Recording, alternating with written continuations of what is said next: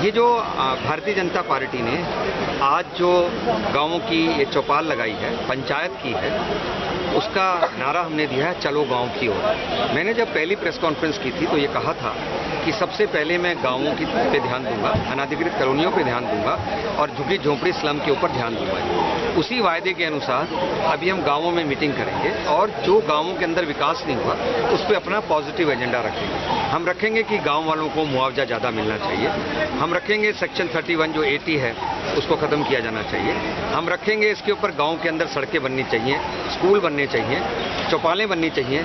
हम रखेंगे इसके अंदर गांवों के अंदर जो भी और विकास होने हैं, हाउस टैक्स की जो उनकी समस्या है इसके ऊपर ध्यान दिया जाना चाहिए और गांवों की जो भी और समस्याएं हैं उन सबको हम इन मीटिंग्स के द्वारा रखेंगे।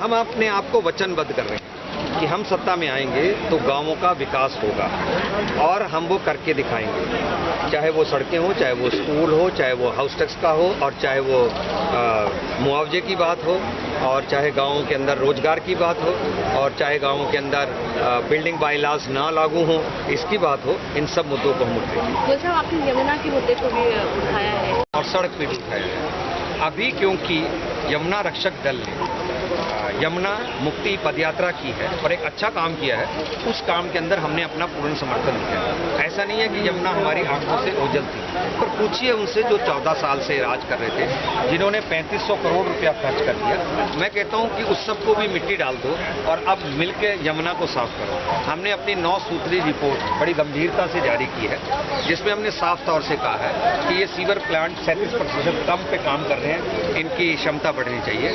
हमने कहा है कि अनऑथराइज कॉलोनीज के अंदर अभी तक सीवर पाइपलाइन नहीं है। अभी केवल 8000 किलोमीटर पाइपलाइन है, इसको कम से कम 18000 किलोमीटर होनी चाहिए। यमुना के दोनों तरफ 100 किलोमीटर क्षेत्र ऐसा है जिसमें रिजर्वायर करके पानी का हम संचय कर सकते हैं और अपनी कुंड से जो पानी छोड़ा जाना है वो छोड़ने से होगा।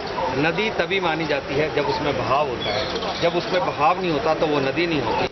यमुना अब एक नाला बन गया है, वो नदी नहीं है।